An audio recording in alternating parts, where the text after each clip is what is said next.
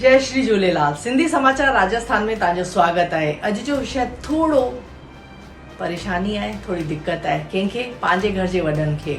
उहे पंहिंजा घर जा वॾा जंहिं तिल तिल तिल तिल पंहिंजो ज़रे ज़रे पैसो गॾु कयो ऐं कारूं बंगला गाॾियूं ठाहियूं, पर अॼु उहे ई दिक्कत में आहिनि, उहे ई परेशानियुनि में आहिनि। उनजी वजह छा आहे? छोकी पंहिंजे जीते जी पंहिंजी ज़मीन जायदाद उन्हनि पंहिंजी औलाद जे नाले करे रखी। त कई परेशानियूं ऐं दिक्कतूं ऐं कई ईमेल ऐं मैसेज अचनि पिया कि असांखे इहा परेशानी अचे पई। त चवंदा आहिनि न, हर ॻाल्हि जो निवारण आहे। चवंदा आहिनि देर आहे अंधेर कोन्हे। पर अगरि तव्हां पंहिंजे ॿारनि जे नाले ज़मीन जायदाद करे चुका आहियो त हिकु ॿियो प्रावधान आयो आहे।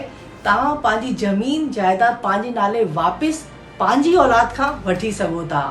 बुज़ुर्ग पीड़ितन, जेके बुज़ुर्ग परेशानियुनि में आहिनि ऐं जेके वॾा पंहिंजी ज़मीन जायदाद पंहिंजी औलाद जे नाले करे चुका आहिनि ऐं अॼु हू तिल तिल नंढी नंढी ॻाल्हि लाइ परेशान पिया थियनि, उन्हनि खे दिक़तूं पियूं अचनि ऐं जेके ॿार वॾनि जो ख़्यालु कोन पिया रखनि, पर जेकी ज़मीन जायदाद उन्हनि पंहिंजे औलाद जे नाले करे रखी आहे, अगरि उन्हनि खे पंहिंजी ज़मीन जायदाद पंहिंजे नाले कराइणी आहे त हिकु प्रावधान आयो आहे कि तव्हां पंहिंजी औलाद खां जेके पीड़ित आहिनि, जेके परेशान आहिनि, उन्हनि लाइ ही जेको स्क्रीन ते नंबर ॾिसो पिया, हिकु प्रावधान आयो आहे।